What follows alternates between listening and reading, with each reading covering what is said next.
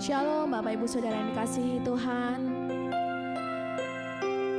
Kita ada saat ini itu semua karena anugerah Tuhan dalam hidup kita. Mari kita bawa syukur kita kepada Tuhan pagi hari ini. Terima kasih Tuhan Yesus.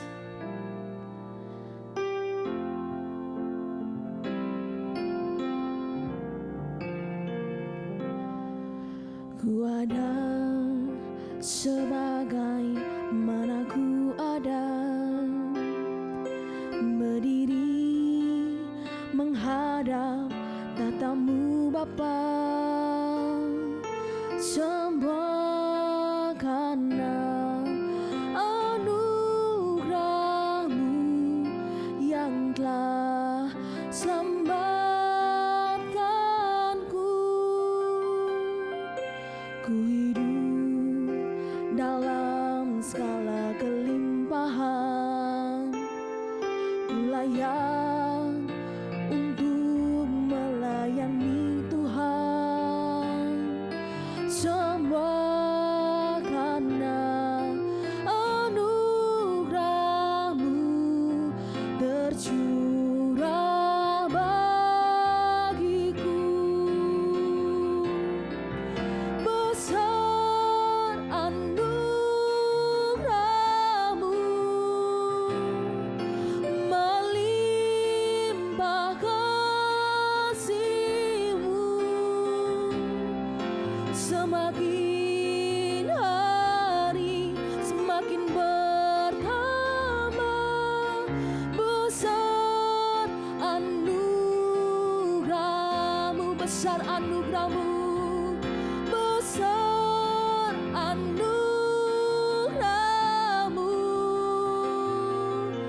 melimpah kasih-Mu, semakin hari semakin bertambah. Besar anugerah-Mu,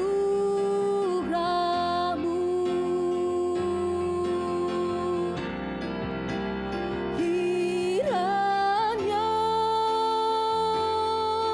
Engkau memberkati aku berlimpah-limpah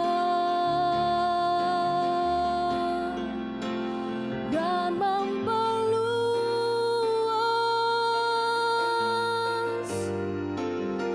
daerahku,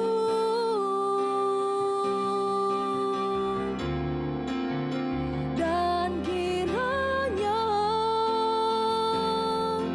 tangan-Mu menyertai aku dan melindungi aku daripada malapetaka, sehingga kesakitan tidak menimpa aku. Mari angkat tanganmu, katakan kiranya Engkau memberkati aku. Kiranya Engkau memberkati aku berlimpah-limpah dan memperluas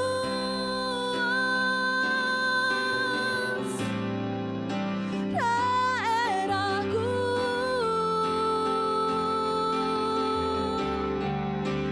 dan kiranya tangan-Mu menyertai aku dan melindungi aku daripada malapetaka, sehingga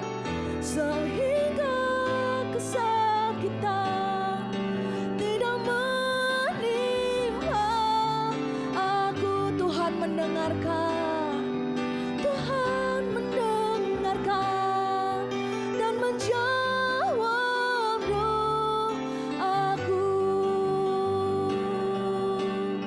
Seperti pujian ini Tuhan Yesus, kami percaya Tuhan Engkau memberkati kami berlimpah-limpah, sebab besar anugerah-Mu dalam hidup kami Yesus. Terima kasih Tuhan untuk pagi hari ini. Kami mau belajar kebenaran firman-Mu ya Tuhan. Kami bawa hati kami Tuhan, kami mau dididik Tuhan, kami mau merenungkan kebenaran firman-Mu ya Yesus. Terima kasih Tuhan, Kau memberkati hamba-Mu yang akan menyampaikan kebenaran firman-Mu. Kau urapi beliau Yesus. Hanya di dalam nama-Mu saja Tuhan Yesus Kristus, haleluya, amin. Shalom, selamat pagi Bapak Ibu dan saudara-saudara yang dikasihi Tuhan. Kita ketemu lagi di dalam doa pagi online hari ini. Dan oleh karena itu mari kita bersama-sama merenungkan firman Tuhan yang saat ini akan terambil dari Habakuk 3 ayat 1 sampai dengan ke-19. Tetapi saat ini kita akan baca di dalam ayat 17 sampai dengan 19. Habakuk 3 ayat 17 sampai dengan 19 yang akan saya bacakan bagi Bapak Ibu dan saudara-saudara sekalian. Sekalipun pohon ara tidak berbunga, pohon anggur tidak berbuah, hasil pohon zaitun mengecewakan, sekalipun ladang-ladang tidak menghasilkan bahan makanan, kambing domba terhalau dari kurungan, dan tidak ada lembu sapi dalam kandang. Namun aku akan bersorak-sorai di dalam Tuhan, beria-ria di dalam Allah yang menyelamatkan aku. Allah Tuhanku itu kekuatanku. Ia membuat kakiku seperti kaki rusa. Ia membiarkan aku berjejak di bukit-bukitku. Demikian bunyi firman Tuhan. Bapak Ibu dan saudara-saudara yang dikasihi Tuhan, tema saat ini adalah berbuah di masa kering. Memang masa kering adalah masa yang tidak disenangi oleh setiap orang. Kita orang-orang percaya pun tidak mengharapkan masa kering itu ada. Tetapi masa kering itu tetap akan kita lalui dan akan kita jalani karena kita ini memiliki satu pengharapan di dalam Tuhan. Bapak Ibu, kalau kita membaca dari Habakuk 3 secara utuh dari ayat 1 sampai dengan 19, di mana Nabi Habakuk ini hidup di dalam saat di mana masa bangsa Israel mengalami sebuah penindasan oleh para musuh-musuhnya. Tentu keadaan demikian ini membuat suatu keadaan yang sangat tidak menyenangkan. Dan itulah ketika kita mengalami sebuah keadaan yang tidak menyenangkan, kita akan mengalami sebuah yang namanya masa kering. Namun kita tidak boleh kita merasa bahwa kita ini adalah kering secara rohani. Masa-masa sukar dikala musuh menindas itu memang bisa menyebabkan kekuatan kita, bahkan sendi-sendi di dalam kehidupan kita akan terpengaruh. Tetapi kita juga harus melihat bagaimana Nabi Habakuk ini di dalam perikop yang kita baca ini, kita akan mendapatkan sebuah hal pembelajaran di dalam ayat-ayat yang sudah kita baca. Bagaimana cara kita berbuah di dalam masa kering, padahal satu sisi kekeringan itu melanda pasti membuat orang itu akan menjadi lemah, bahkan akan menjadi sebuah putus pengharapan.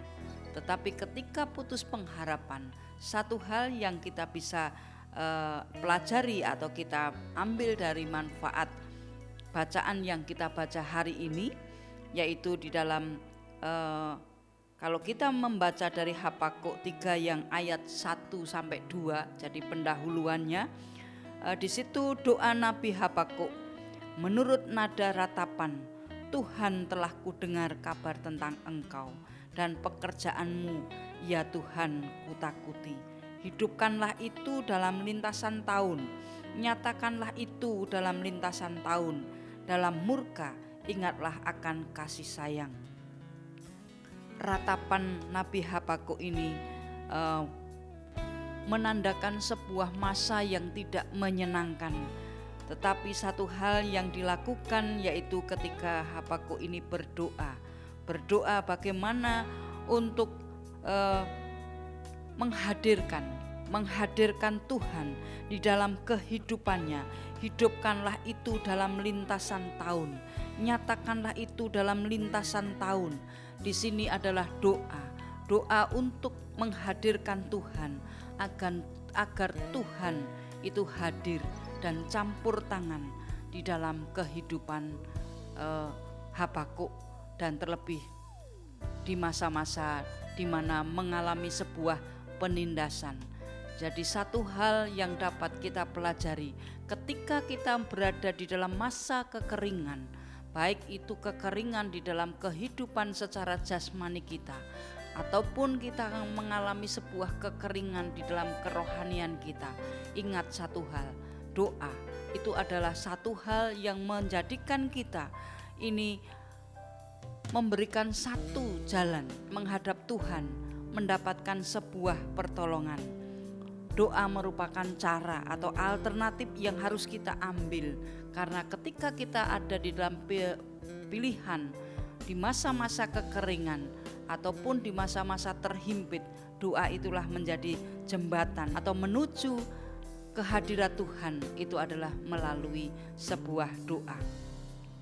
Dan doa adalah menjadi satu ciri khas bagi orang-orang percaya, bagaimana kita akan mendapatkan hadirat Tuhan, mendapatkan sebuah motivasi hidup, mendapatkan hal kekuatan yang baru, sehingga masa-masa kering walaupun ada, tetap kita berada di dalam kekuatan dari Tuhan.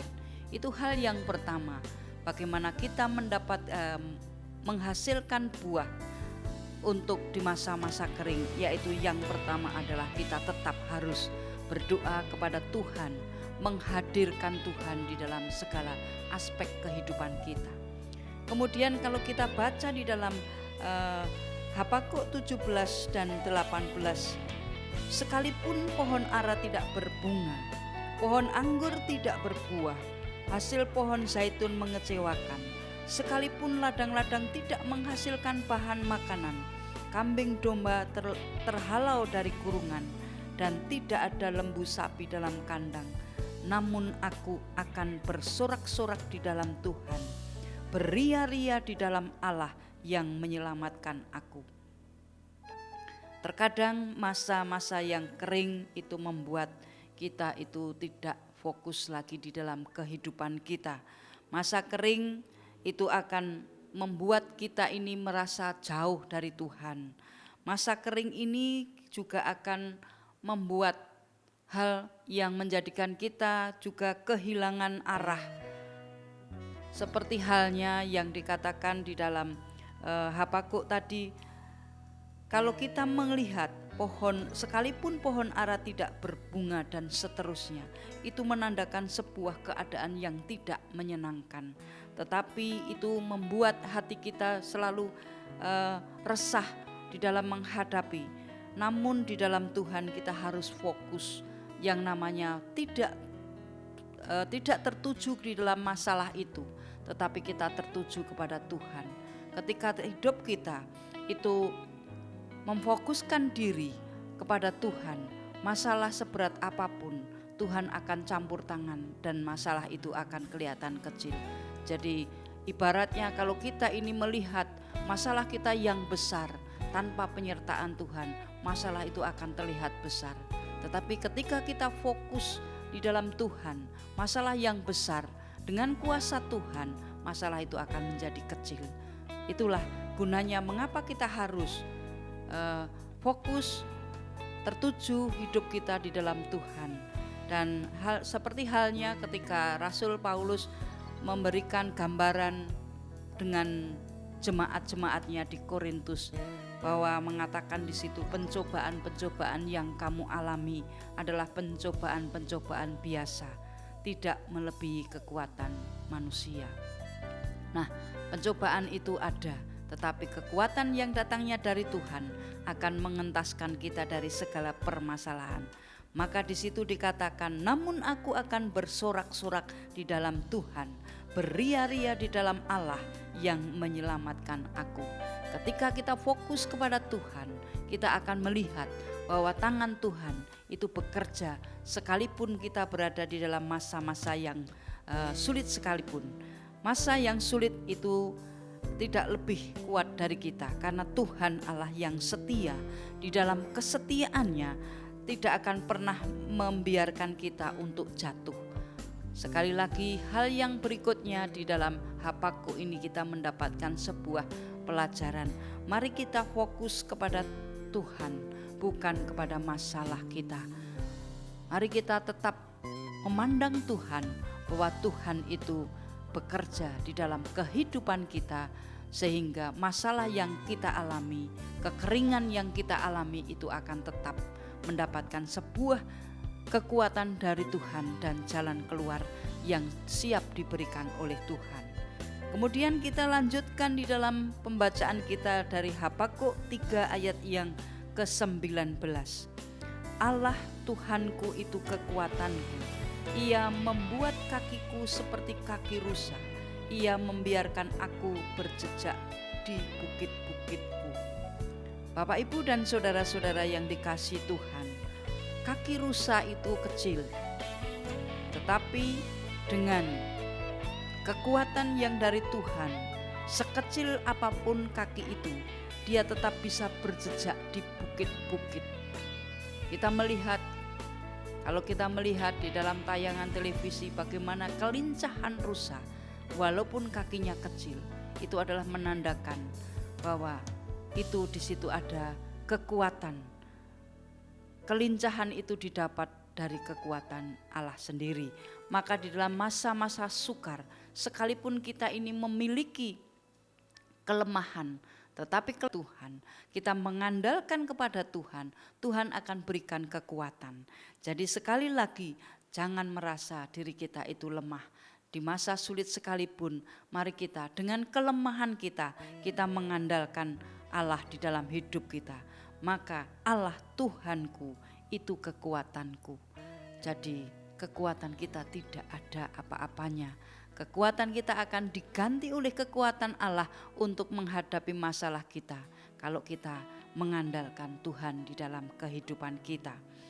Bapak, Ibu, dan saudara-saudara yang dikasihi Tuhan, masa yang sukar itu adalah masa yang dimana Tuhan boleh memberikan kepada kita untuk pembelajaran di dalam kehidupan kita, mendapatkan sebuah kedewasaan rohani di dalam hidup kita.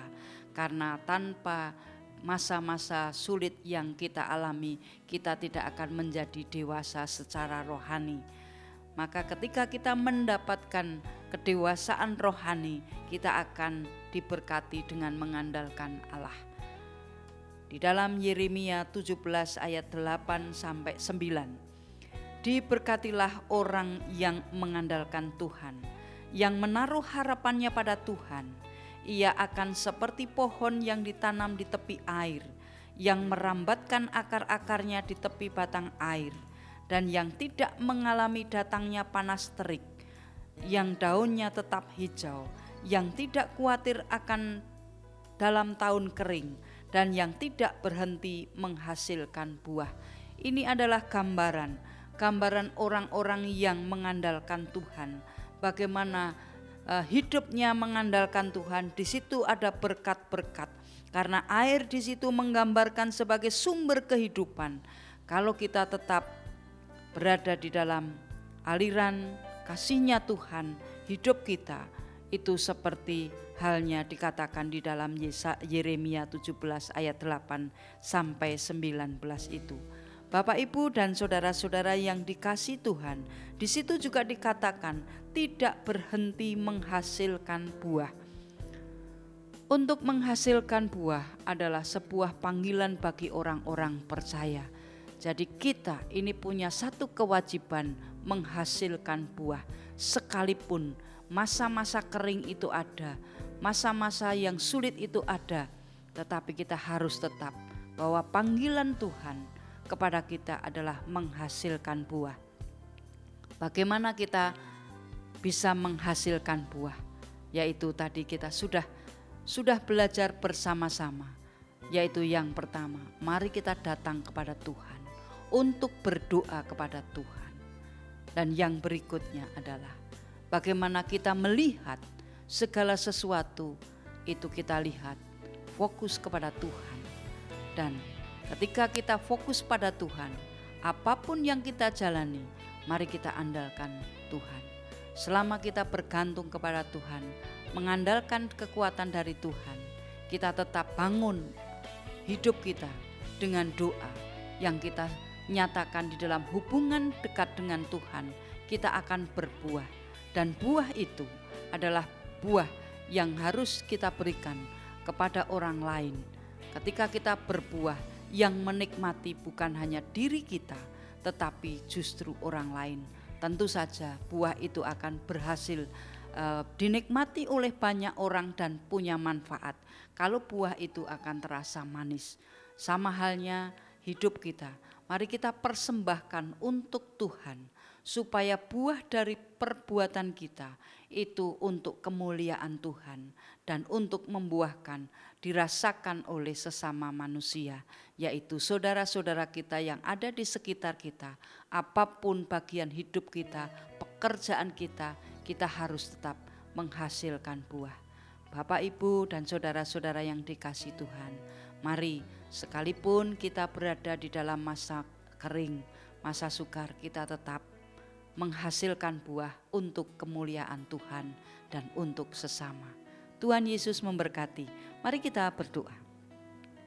Tuhan, terima kasih atas waktu-Mu di dalam kami mendengarkan ataupun kami merasakan firman-Mu. Tuhan, urapi, masukkan ya Roh Kudus di dalam kehidupan kami, sehingga kami mengerti akan tujuan, akan firman yang Engkau berikan, menjadikan rema di dalam kehidupan kami. Tuhan, kami meletakkan segala pekerjaan kami hari ini, aktivitas hari ini, apapun pekerjaan kami Tuhan, kami serahkan di dalam kuasa Tuhan yang mengatur dan memimpin hidup kami. Sehingga hari ini kami memasuki segala sesuatu dikasih dan diberkati oleh Tuhan. Terima kasih Tuhan, di dalam nama Tuhan Yesus kami berdoa dan mengucap syukur. Haleluya. Amin.